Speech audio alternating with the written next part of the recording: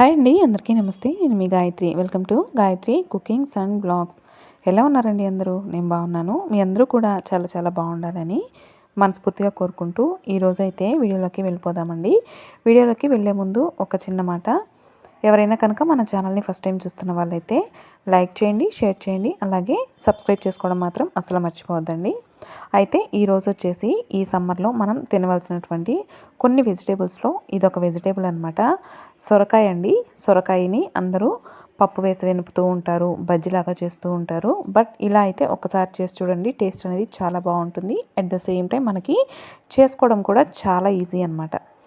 నేను రీసెంట్గా ఊరెళ్ళానండి. ఊరెళ్ళినప్పుడు అక్కడైతే సొరకాయ ఉంటే ఊర్లో కోసుకొని వచ్చానమాట. అదే ఇది చాలా లేతగా ఉంది.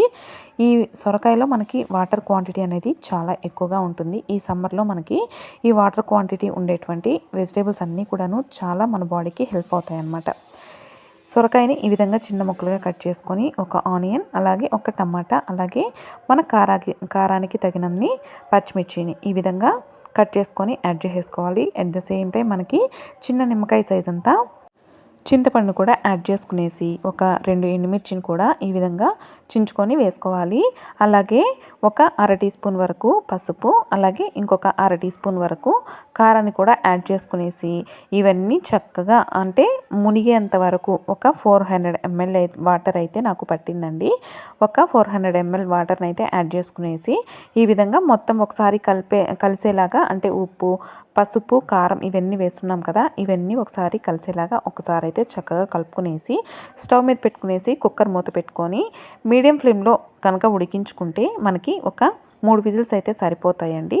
లేదు హై ఫ్లేమ్లో మనకి త్వరగా అయిపోవాలి అని అంటే ఒక 4 నుంచి 5 విజిల్స్ అయితే వస్తే బాగుంటుంది, చక్కగా ఉడికిపోతాయి. దీన్ని మనం బయట కూడా ఉడికించుకోవచ్చండి, బాగానే ఉంటుంది.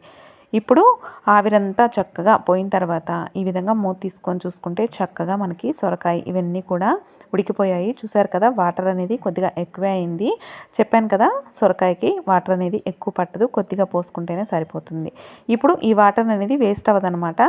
పక్కన పెట్టేసుకొని మనము ఇలాంటి పప్పు గుత్తిని తీసుకొని చక్కగా ఈ విధంగా మరీ మెత్తగా కాకుండా జస్ట్ అంటే ముక్కలు ముక్కలుగా మనకి తింటున్నప్పుడు ఆ సొరకాయ ముక్కలు అనేవి పంటి కింద పడుతూ ఉంటే టేస్ట్ అనేది బాగుంటుందన్నమాట.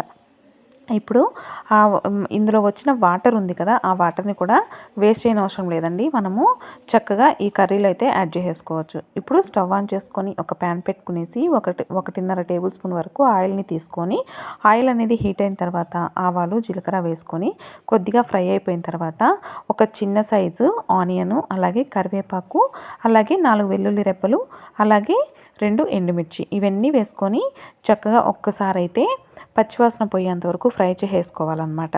ఈ విధంగా ఫ్రై చేసుకుంటే ఆనియన్స్ చాలా బాగుంటాయి అన్నమాట. నెక్స్ట్ వచ్చేసి ఇందులో ఒక పావు చెంచా వరకు ఇంగువను కూడా యాడ్ చేసుకోండి. ఇంగువ ఫ్లేవర్ అనేది చాలా బాగుంటుందన్నమాట ఇలాంటి రెసిపీస్లోకి. అలాగే మనకి అరుగుదలకు కూడా చాలా మంచిగా పనిచేస్తుంది. ఇప్పుడు వచ్చేసి ఆనియన్స్ మంచిగా గోల్డెన్ కలర్ అనేది వచ్చేసింది కదా, ఇప్పుడు మనం చక్కగా ఎనిపెట్టుకున్నటువంటి ఈ సొరకాయని కూడా ఇందులో యాడ్ చేసుకునేసి ఒక్కసారి కలుపుకొని మనము ముందుగా పక్కన తీసి పెట్టుకున్నటువంటి వాటర్ ఏదైతే ఉందో ఆ వాటర్ని కొద్ది కొద్దిగా పోసుకుంటూ ఈ సొరకాయ టమాటా పులుసునైతే ఈ విధంగా మనం రెడీ చేసేసుకోవచ్చు. చాలా అంటే చాలా బాగుంటుంది. ఈ సమ్మర్ సీజన్లో మనకి ఇలాంటి కర్రీస్ అనేవి మంచిగా హెల్ప్ అవుతాయి మన బాడీకి. ఒకసారి అయితే ఈ విధంగా సొరకాయ అనేది ఈ సమ్మర్లో మనకి చాలా బాగా దొరుకుతూ ఉంటుంది కదా. ఇప్పుడు ఫైనల్గా ఒక టీ స్పూన్ వరకు సాంబార్ పౌడర్ని కూడా యాడ్ చేసుకోండి. ఫ్లేవర్ అనేది చాలా బాగుంటుంది. ఫైనల్గా ఇదంతా వేసేసి చక్కగా కలుపుకునేసి సాల్ట్ అనేది మనకి తగినంత వరకు అయితే యాడ్ చేసుకోవాలి. నాకైతే ఒక 2 టీ స్పూన్ల వరకు అయితే సాల్ట్ అనేది పట్టిందనమాట. సాల్ట్ కూడా వేసుకునేసి ఒకసారి అయితే ఉప్పు, కారం ఇవన్నీ కూడా మనము ఒకసారి అయితే టేస్ట్ చేసేసుకోవాలి. అంటే మళ్ళీ ఉడికిన తర్వాత వేస్తే మనకి సరిగ్గా కలవదండి. సో అందుకని అనేసి ఇప్పుడు ఉడుకుతూ ఉన్నప్పుడే మనం అన్నీ కూడా వేసుకున్నామంటే మనకి అన్నీ కూడా చక్కగా ఈ వేడిలోనే కలిసిపోయి చక్కని ఫ్లేవర్ అనేది మనకి యాడ్ అవుతుందన్నమాట. ఇప్పుడు కొద్దిసేపు ఉడకనించుకున్నామంటే కర్రీ అనేది కొద్దిగా దగ్గర పడి బాగుంటుంది. ఫైనల్గా కొద్దిగా కొత్తిమీర అనేది వేసుకునేసి చక్కగా కలుపుకొని స్టవ్ అనేది ఆఫ్ చేసేసుకున్నామంటే మనకి వేడివేడిగా సొరకాయ పులుసు కూర అనేది రెడీ అయిపోతుందండి. చాలా బాగుంటుంది. ఒకసారి అయితే ఈ విధంగా ట్రై చేయండి. ఇంట్లో వాళ్ళందరూ కూడాను చాలా ఇష్టంగా తింటారు. ఈ సమ్మర్లో మనకి ఇలాంటి వెజిటేబుల్స్ తినడం అనేది మన బాడీకి చాలా చాలా ఇంపార్టెంట్ అనమాట. అందువల్లే ఈ రెసిపీ అనేది ఊరి నుంచి సొరకాయ తీసుకొచ్చాను, వేస్ట్ అవ్వకూడదు, మీ అందరికీ కూడా నేను చేసే స్టైల్ అనేది చూపించాలి అని అనేది అయితే ఈ సొరకాయ పులుసు కూరని అయితే చూపించాను అనమాట. మీ అందరికీ కూడా ఈ వీడియో నచ్చుంటుంది, ఈ రెసిపీ నచ్చుంటుంది అనుకుంటున్నాను. నచ్చినుంటే ఖచ్చితంగా లైక్ చేయండి, అలాగే షేర్ చేయండి. సబ్స్క్రైబ్ చేసుకోవడం మాత్రం అస్సలు మర్చిపోకండి. ఇంతవరకు నా ఛానల్ని నన్ను సపోర్ట్ చేస్తూ సబ్స్క్రైబ్ చేసుకున్న వాళ్ళందరికీ థ్యాంక్ యూ సో మచ్ అండి.